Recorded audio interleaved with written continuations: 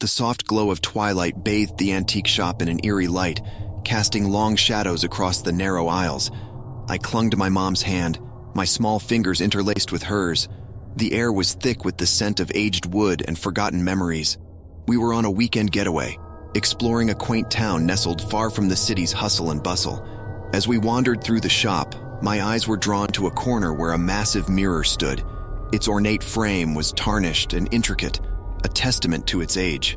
My reflection stared back at me, pale and wide-eyed. Mom noticed my fascination and smiled warmly. "Spooky, isn't it?" she whispered, ruffling my hair.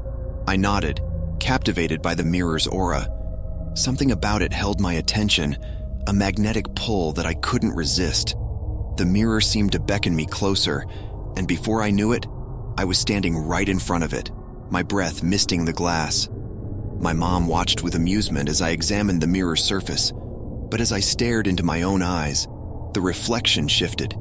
My features twisted, my skin paled, and my eyes turned dark and hollow.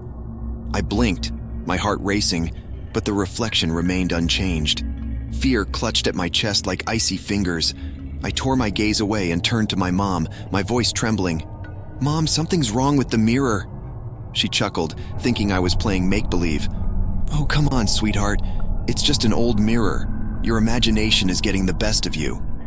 I wanted to believe her, but the unease gnawing at my insides was hard to ignore.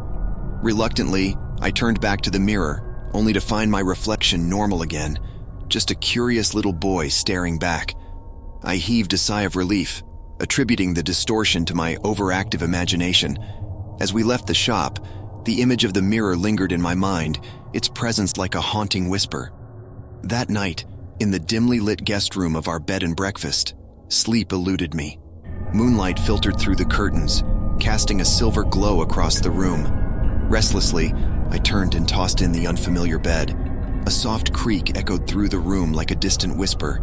My heart quickened, and I strained my ears to listen. Another creak, this time closer. I pulled the covers tighter around me, my gaze fixed on the bedroom door. My heart pounded as the door inched open, revealing the corridor beyond. Then a figure emerged from the shadows. It was me, or rather a twisted version of me. The same pale face, the same eyes, but colder, emptier. It moved toward me, its footsteps echoing like a haunting refrain. I wanted to scream, to call for my mom, but my voice was trapped in my throat. The figure stood at the foot of my bed, its dark eyes boring into mine. A cold breeze swept through the room, carrying with it a faint, distant whisper. It was the same whisper I had heard in the mirror's reflection, the same whisper that had echoed through the haunted forest on our way here. "Who are you?" I managed to choke out, my voice barely audible. The figure leaned in, its lips almost brushing against my ear.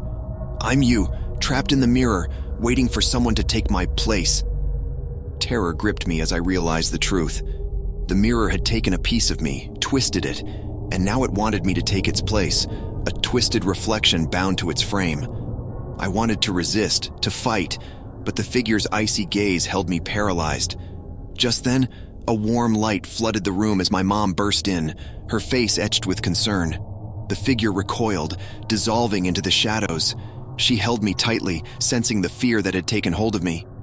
"Did you see something, sweetie?" I nodded, tears streaming down my cheeks. I told her about the figure, the mirror, and the haunting whispers that had plagued me since we entered the shop. Mom's eyes flickered with unease, and she hugged me closer. "We're leaving first thing in the morning. This place isn't right for us." As dawn broke and we left the bed and breakfast behind, I glanced back at the window, half expecting to see the figure lurking in the shadows. The mirror's curse had reached out to me, but with my mom by my side, I knew its grasp could never fully take hold. To this day, when I catch my reflection in a mirror, I can't help but shiver. The memories of that night still haunt me, a reminder that the line between reality and the supernatural can blur in the most unexpected ways.